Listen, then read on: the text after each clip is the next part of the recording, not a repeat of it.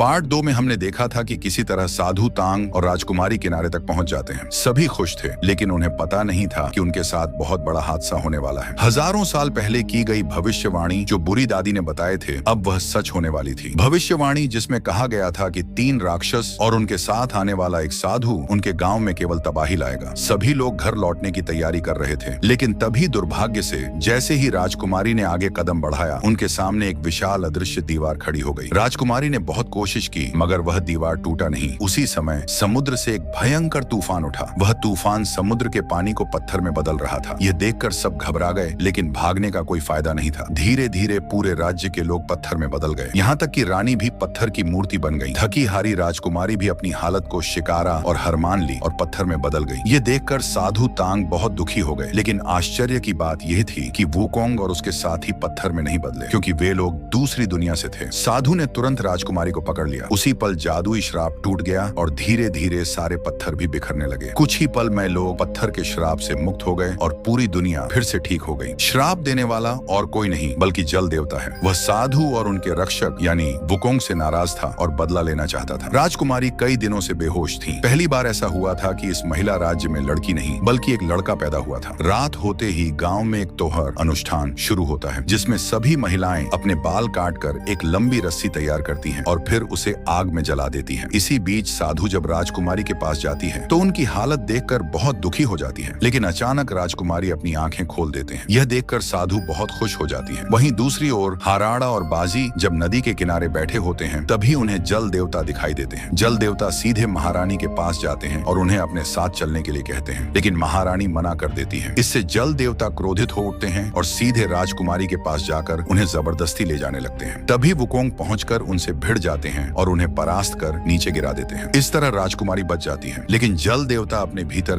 गहरी अकेलापन महसूस करने लगते हैं। यही अकेलापन उन्हें और भी ज्यादा क्रोधित बना देता है।